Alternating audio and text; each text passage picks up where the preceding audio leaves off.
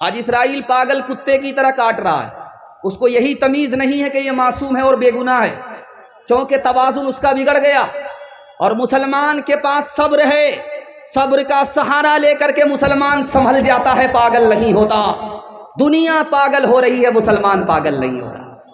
چھوڑ کے مسجد جا بیٹھے ہے میں خانوں میں، چھوڑ کے مسجد جا بیٹھے ہے میں خانوں میں، واہ کیا جوش ترقی ہے مسلمانوں میں، نام اللہ وہ رسول اب تو میں سنتا ہوں کم، پہلے رائج تھے یہ الفاظ مسلمانوں میں، پہلے رائج تھے یہ الفاظ مسلمانوں میں۔ سیرت کے حوالے سے پیغام بالکل چھوٹا مختصر سا 3 لائن کا پیغام آپ تک پہنچ رہا ہے، اللہ کرے کہ یہ پیغام آپ کے دل تک پہنچ جائے۔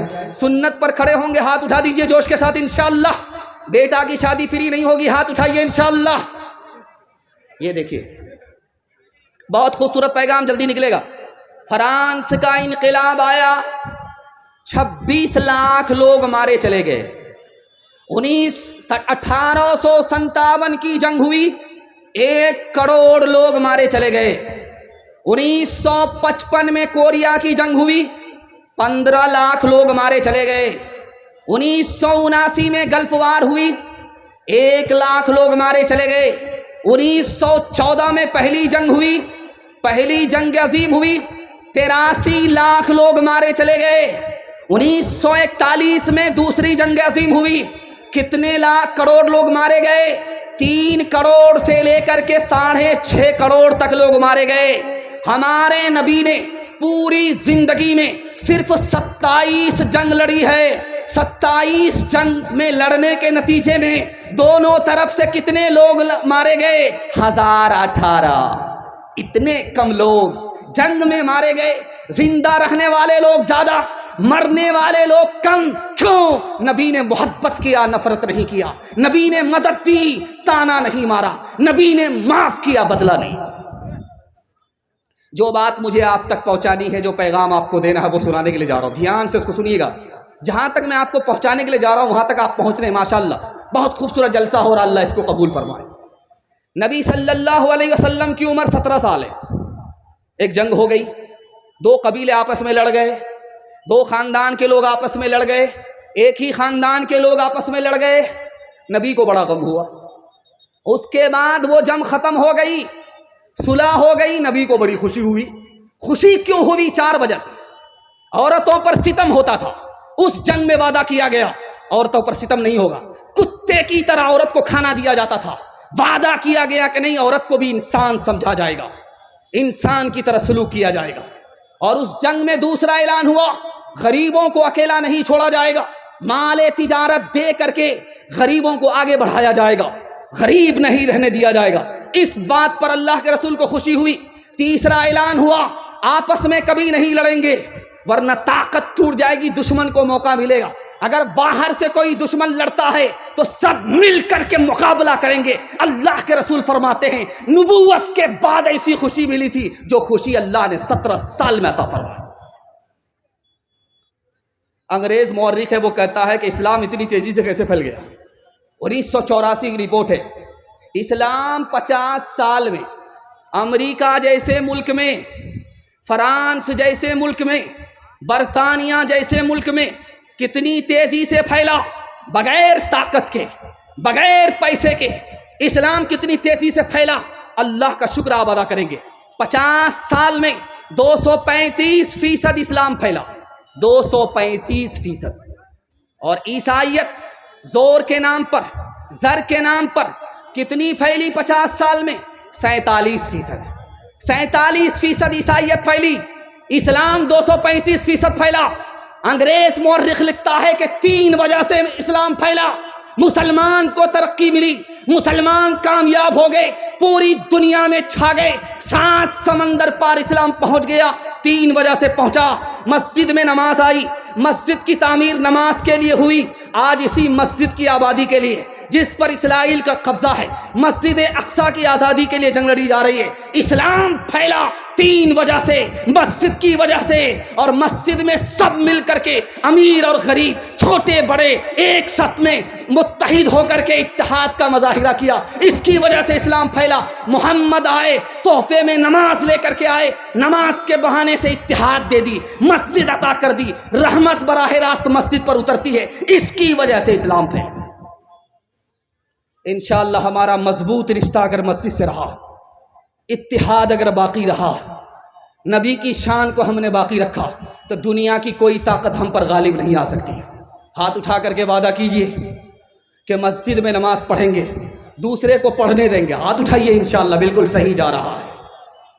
میرا قائد ہے وہ، صلح امن پیغام تھا جس کا، محمد نام تھا جس کا، محبت کام تھا جس کا، وہ رفتہ رفتہ جس نے قوم کو منزل عطا کر دی، کلی آغاز تھی جس کی، چمن انجام تھا جس کا، وہ نبیوں میں رحمت لقب پانے والا، مراد غریبوں کی برلانے والا، وہ اپنے پرائے کا غم کھانے والا، مصیبت میں غیروں کے کام آنے والا، فقیروں کا ملجا، ضعیفوں کا ماوا، غلاموں کا والی، یتیموں کا والی، غلاموں کا مولا۔ قرآن کو سامنے رکھیے، تیسرا پیغام 3 منٹ میں گزر جائے گا۔ بہت اچھا آپ سن رہے ہیں، آپ کو کسی طرح اپنی شرمندگی کا احساس نہیں کرنا ہے۔ میں سب سے زیادہ آپ سے کم پڑھا لکھا ہوں، یہ الگ بات ہے کہ آپ کا میں مہمان ہوں، آپ نے مجھے کرسی پر بٹھا دیا۔ بہت اچھا سن رہے ہیں آپ، میں آپ کو عزت دے رہا ہوں، آپ کو ذلیل نہیں کر رہا ہوں۔ مجھے امید ہے کہ اللہ اس عزت کو برقرار رکھے، اس محبت کو برقرار رکھے۔ تیسرا پیغام دینے کے لیے جا رہا ہوں۔ ہمارا ضمیر زندہ ہے یا مردہ ہے، یہ کیسے پتا چلے گا؟ ہماری دعا فلسطین کے حق میں قبول ہوتی ہے کہ نہیں، یہ کیسے پتا چلے گا؟ خدا سے ہمارا تعلق ہے یا نہیں ہے، یہ کیسے پتا چلے گا؟ ایک ہی کسوٹی ہے دنیا میں، ایک ہی چیز ہے جس کا اللہ سے ڈائریکٹ تعلق ہے، وہ کعبہ بھی نہیں ہے، وہ مسجد اقصی بھی نہیں ہے، ایک ہی چیز ہے، اس کا ڈائریکٹ اللہ سے تعلق ہے۔ جیسے اللہ باقی ویسے وہ چیز باقی، باقی ساری دنیا فنا ہے، مخلوق ہے، لیکن وہ ختم ہونے والی نہیں ہے۔ جیسے اللہ باقی ویسے وہ باقی، صرف اور صرف قرآن ہے، اس کے علاوہ کچھ نہیں ہے۔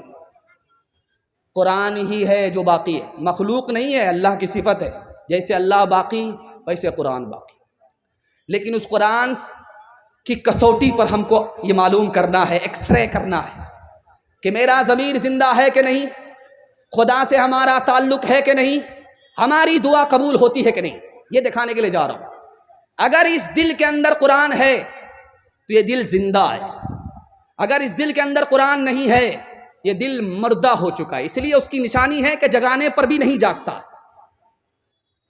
بھینسا کو جب پہلی لاٹھی پڑی تو کہنے لگا کہیں دور سے کہیں لگتا دھوبی کے پاٹ پر چوٹ پڑ رہی ہے۔ جب اس کو دوسری لاٹھی پڑی تو لگتا ہے کہ ہاں قریب قریب کہیں لاٹھی پڑ رہی ہے۔ جب اس کو تیسری لاٹھی پڑی تو لگتا ہے مجھ کو شک ہوتا کہیں میرے اوپر لاٹھی پڑ رہی ہے۔ یہ نشانی ہے کہ یہ دل مر چکا ہے، یہ نصیحت نہیں پکڑتا ہے۔ اور ایک بات بتانا ہے مجھے، یہاں بھی دعا ہو رہی ہے، حرم میں بھی دعا ہو رہی ہے، دنیا کے کونے کونے میں مظلوم کے لیے دعا ہو رہی ہے۔ یہ دعا قبول ہوتی ہے کہ نہیں، یہ کسوٹی بتانے کے لیے جا رہا ہوں۔ اگر آپ کا قرآن سے تعلق ہے، قرآن پر آپ عمل کرتے ہیں، قرآن آپ پڑھتے ہیں تو آپ کی دعا قبول ہوگی۔ اگر قرآن سے آپ کا کوئی تعلق نہیں ہے، اس کا مطلب ہے کہ آپ کی کوئی دعا قبول نہیں ہوگی۔ کیسے پتا چلے گا خدا سے ہمارا تعلق ہے؟ اگر قرآن سے تعلق ہے تو خدا سے تعلق ہے، اگر قرآن سے تعلق نہیں ہے تو خدا سے کوئی تعلق نہیں۔ ایک آدمی کا بیٹا بیمار پڑا، اس کے باپ کو کسی نے کہا قرآن پڑھو، قرآن شفا ہے۔ تمہارے بچے کو بیماری سے شفا مل جائے. تم مالدار آدمی ہو, جانور قربان کرو, قربانی اللہ کو بے حد پسند, تمہارا بیٹا ٹھیک ہو جائے. وہ بڑا سیانہ تھا, اس نے بولا کہ یہ تو ٹھیک ہے,